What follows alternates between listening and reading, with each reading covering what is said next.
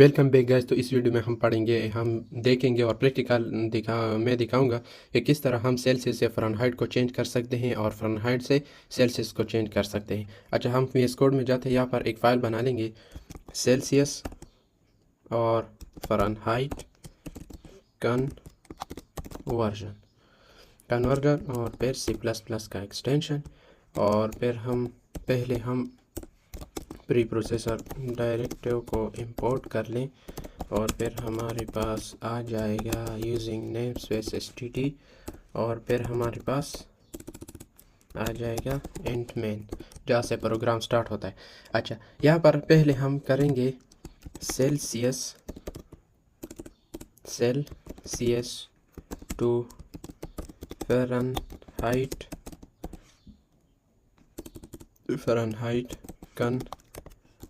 Conversion.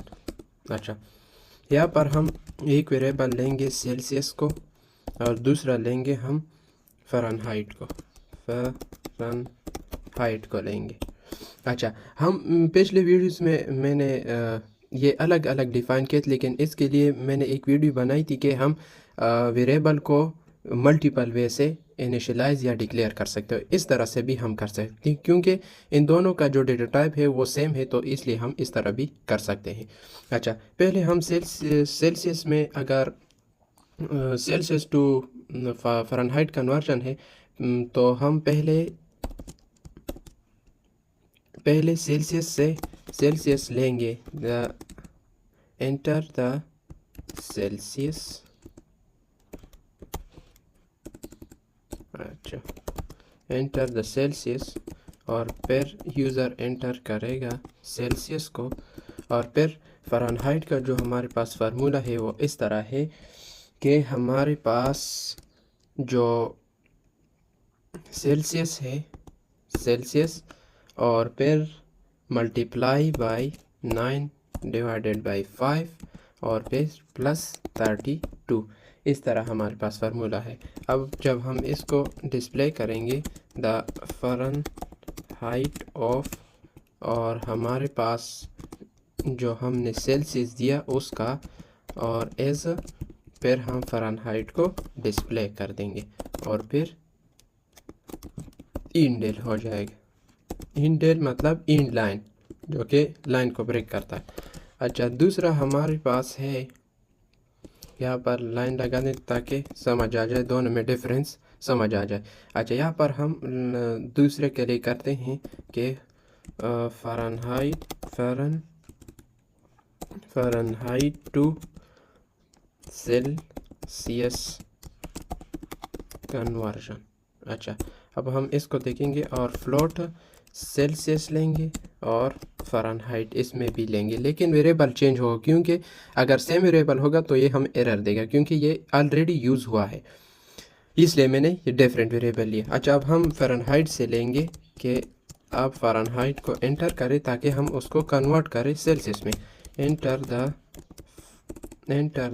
Fahrenheit, और फिर हमारे पास फ़ारेनहाइट को एंटर करेगा, और फिर हमारे पास जो सेल्सियस का फार्मूला है वो इस तरह है कि फ़ारेनहाइट -32 और -32, और फिर हमारे पास मल्टीप्लाई बाय है 5 डिवाइडेड बाय 9 है, 5 डिवाइडेड बाय 9 है, और फिर हम उसको डिस्प्ले करेंगे, किसको डिस्प्ले करें, सेल्सियस को।